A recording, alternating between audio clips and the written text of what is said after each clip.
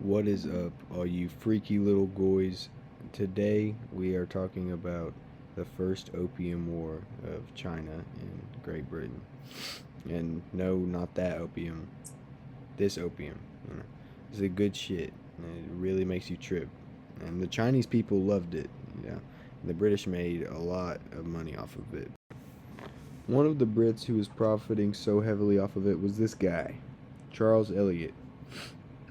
And in 1839, while Charles Eliot was in Canton, Lin Jiexu demanded that his whole fat fucking shipment be destroyed. All of the opium that he had.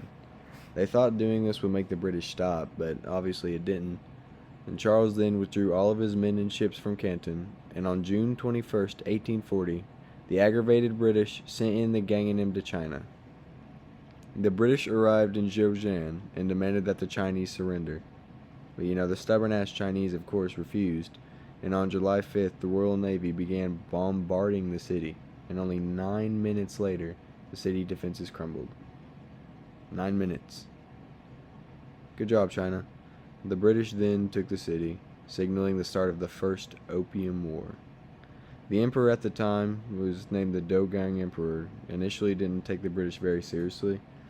This was partially because the Chinese were snotty bastards and believed that all foreigners were barbaric fools who were ultimately meant to be led by the great Chinese emperor. So that was nice, but this war was mostly about two things. The first being their right to sell drugs, and the second to make the Chinese get off of their high horse and think of the British as equals.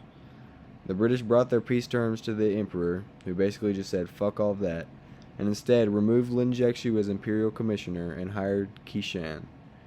Qishan met with Eliot in late 1840 to discuss terms and promised Eliot that peace could, be reached pretty easily, and that he just needed to wait for the emperor to respond to them. They waited for months, and in 1841, the British grew weary and decided to attack. They first started with claiming a victory at the Battle of Chunpei, which was a small naval engagement fought at the entrance of the Humen Strait. So, at this point, the British are feeling themselves. They've won the battles.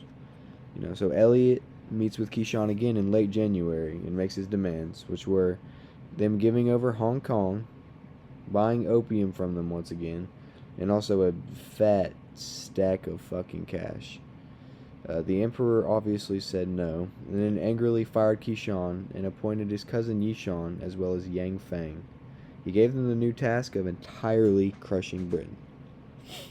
Again in early March, the British are now sitting in front of Canton, and Yang Feng decides to make a risky deal and say that they can trade opium again as long as they leave. They leave, of course, choosing to take the deal, but the Emperor of China gets really pissed off. He fires Yang Feng and demands Yishan to really stick it in Britain's ass. Canton was reinforced, and the British took defensive positions around the city, for on the 21st of May, Yishan attacked the British. He was beaten down by the British, causing the capture of the city. The Chinese outweighed the British forces about 50 to 7,000, making it, a bit of a strange victory, but the British won because of the Chinese being pussies, and because they had much more complex technology. Most soldiers had spears in China, a few strapped with guns and blicks, but most of them still fought with swords and spears and typical old weapons, while most British soldiers had guns. Over the next year or so, Britain captured a bunch more coastal cities, and in 1842, they captured Qianikang, which meant they could block the Yangtze River and China's Grand Canal, which was a big fucking problem. The emperor finally folded and decided that it was time for peace, and they signed the Treaty of Nanking. The terms were that the opium trade could continue through specific cities, and the Chinese paid the money.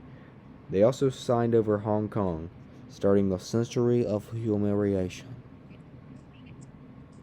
I hope you enjoyed watching this video that I'm probably not even going to post, and tune in for the next one about the Second Opium War.